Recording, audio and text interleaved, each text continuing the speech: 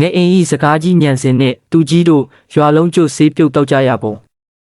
အခန်းတက်ရွာဤအမွေစိန်ငယ်အင်းနှင့်သူကြီးဤစိန်လက်စွပ်ကြီး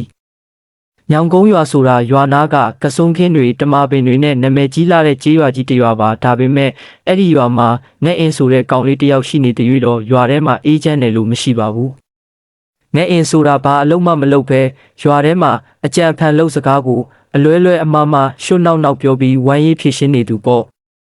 ရွာသူကြီးဦးထွန်းဦးမှာတော့အလွန်တရာဖိုးတန်တယ်ဆိုပြီးဂုံယူနေတဲ့စိန်လက်စွပ်ကြီးတကွင်းရှိပါတယ်သူကြီးကသူ့လက်စွပ်ကြီးကိုရွာထဲကလူတိုင်းမြင်အောင်လက်ညှိုးတစ်ထောင်ထောင်နဲ့အမြဲတမ်းကြွားနေတတ်တာပါတနေ့မှာသူကြီးဦးထွန်းဦးကရွာစရက်ပေါ်မှာစပွဲခုံချရွာသားတွေကိုမိတ်ကုန်းချွေနေတာပေါ့ကြည်ကြဆန်းရွာသားတို့ငါရဲ့စိန်လက်စွပ်ကြီးဟာမြို့ပေါ်ကတထေးကြီးစီကနေဝယ်လာတာဒီစိန်တုံးကအမှန်ကလေးကတောက်ပနေတာဘယ်တော့မှအယောင်မမိန်ဘူးငယ်အိမ်ကဇရက်အောက်ကနေစေးတံတောက်ရင်လှမ်းပြောလိုက်ပါတယ်သူကြီးရဲ့စိန်တုံးကြီးကမနေ့ကညကပဲကျုပ်အိမ်ရှိကရေတွင်းနဲ့ခုန်ချပြီးအောက်ကငါးခုကြီးနဲ့မင်္ဂလာဆောင်သွားတာဗျသူကြီးမယုံရင်လက်စွပ်ကိုဖွင့်ကြည့်လိုက်အဲ့ဒါစိန်တူကြီးကြံခဲ့တာသူကြီးကဒေါသတကြီးနဲ့လက်စွပ်ပေါ်ကစိန်တုံးကိုတေချာကြည့်လိုက်တော့စိန်တုံးကလက်စွပ်ပေါ်မှာကတ်နေတော့မှာပဲသူကြီးကဟဲ့ကောင်ငါအင်းစိန်တုံးကလက်စွပ်ပေါ်မှာကတ်နေတော့မဲမဟုတ်လားမင်းငါကိုလိန်တာမလားငဲအင်ကမျက်နှာသေးလေးနဲ့ဟာသူကြီးကကျုပ်ကစိန်အစ်စ်ကရေတွင်းနဲ့ခုန်ချသွားတယ်လို့ပြောတာလေအခုကတ်နေတာကသူကြီးမသိအောင်တရေမကလာကတ်ပေးသွားတဲ့ကြောက်တလင်းအတူကြီးလေသူကြီးဦးထွန်းဦးမှာစိန်တူးဆိုတဲ့စကားကြားလိုက်ရတော့ရင်ဘက်ကိုလက်နဲ့ဖိပြီးစိန်တုံးကြီးကိုမှန်ပြီးလူနဲ့တေချာပြန်ကြည့်ရပါတော့တယ်ရွာသားတွေလည်းတဟားဟားနဲ့အောင်ရေကြတော့တာပေါ့အခန်းနှစ်ဒုတိယအလွယ်ရွာလုံးကျွတ်ဆေးကူပွဲကြီးနဲ့ငကားမလေးသူကြီးဦးထွန်းဦးကငဲအင်ကိုမကြေနဲ့တာနဲ့ရွာထဲကဆရာဘူးဆိုတဲ့ဘိန်းတော်ဆရာကြီးနဲ့ပေါင်ပြီးငဲအင်ကိုအယူလုပ်ဖို့ကြံပါတော့တယ်ဆရာဘူးကရွာစရက်ပေါ်မှာဆေးအိုးကြီးတစ်လုံးတင်ထားပြီးရွာသားတို့ငါမှာဘာယောဂမဆိုပျောက်တဲ့ဧကရီတန့်စင်ဆေးရှိတဲ့ဒီဆေးကိုတစ်ခွက်တောက်ရင်ဘာယောဂမှမဖြစ်တော့ဘူးဒါပေမဲ့ဆေးတောက်ခကရွှေတပဲပေးရမယ်ရွာသားတွေမယုံမရဲဖြစ်နေချိန်မှာငအင်ကရှေ့ကိုထွက်လာပါတယ်ဆရာကြီးကျုပ်မှာတော့ရွှေမရှိဘူးဒါပေမဲ့ကျုပ်မှာဝမ်းပိုက်ထဲကငကားမလေးရှိတယ်အဲ့ဒီငကားမလေးကဆရာကြီးရဲ့ဆေးနှမ်းရရင်ဝမ်းပိုက်ထဲကနေအပြင်ကိုထွက်ပြီးဆရာကြီးရဲ့နာရွက်ကိုကိုက်လိုက်မယ်ဆရာဘူကမယုံမဲဟေ့ကောင်ဘိုက်ထဲမှာငကားမရှိပါဘူးမင်းလိန်နေတာငအင်ကဘိုက်ကိုကင်ပြီးအော်ဟစ်လိုက်ပါတယ်အာအမေထွက်လာပြီဆရာကြီးဆေးအနှံကြောင့်ငကားမလေးထွက်လာပြီ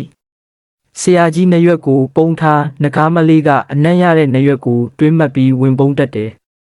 ဘိန်းတော်ဆရာကြီးဆရာဘူရောသူကြီးပါလန့်သွားပြီးနာရွက်နှစ်ဖက်လုံးကိုလက်နဲ့အုပ်ထားလိုက်ကြတာပေါ့ငအင်ကဆရာဘူရဲ့ဆေးအိုးတွေကဆေးရည်တွေကိုခွက်နဲ့ခတ်တောက်လိုက်ပြီး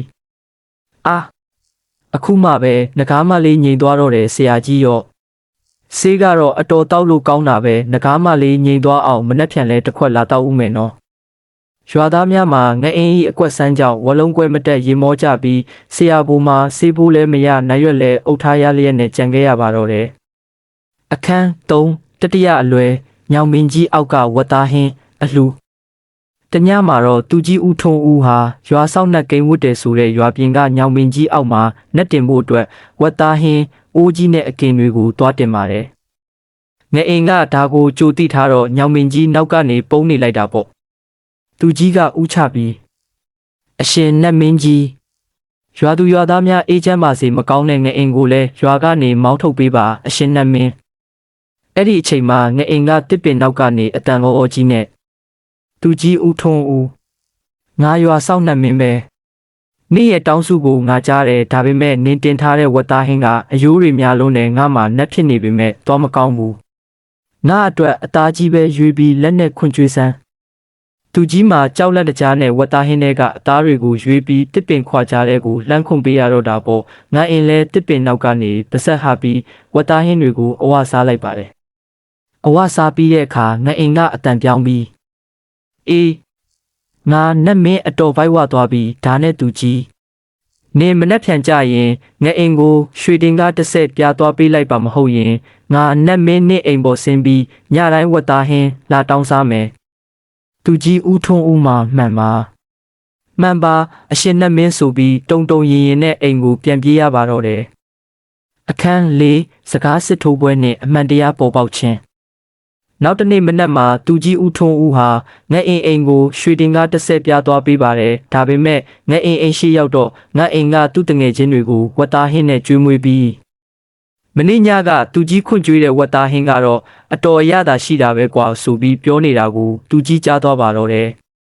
သူကြီးဒေါသထွက်လွန်းလို့ရွှေတင်ကားတွေကိုပြန်သိမ်းပြီးမင်းငှက်အိမ်နတ်မင်းဟန်ဆောင်ပြီးငါ့ကိုဝတ်သားဟင်းခွန့်ကျွေးခိုင်းတာမင်းပေါ့ငှက်အိမ်ကပြုံးစီစီနဲ့ပြန်ပြောတယ်သူကြီးရကျုပ်ကနတ်မင်းမဟုတ်ပါဘူးဒါပေမဲ့သူကြီးမင်းညကနတ်မင်းစီမှာဆူတောင်းလုံးကငှက်အိမ်ကိုရွာကမောင်းထုတ်ခိုင်းတာမို့လို့နတ်မင်းကကျုပ်ကိုခွန်အားပေးလိုက်တာပါသူကြီးဝတ်သားဟင်းခွန့်ကျွေးလို့ကျုပ်မှာအခုထိဘိုက်ဝနေတုံးပဲရွာသားတွေပါရောက်လာပြီးကိစ္စအဝဝကိုတီးသွားတဲ့အခါရွာသူကြီးရောဘိန်းတော်ဆရာရောငအိမ်ရဲ့အကွက်တွေကိုဘလို့မှမရှင်နိုင်ကြောင်းလက်ခံလိုက်ရပါတော့တယ်။သူကြီးဦးထွန်းဦးလည်းနောက်ဆုံးမှာငအိမ်ကိုရွာကမောင်းမထုတ်တော့ပဲရွာထဲမှာအပျော်ပါဟာသများပြောဆိုရင်ငြိမ်းချမ်းစွာဆက်လက်နေထိုင်သွားကြပါတော့တယ်။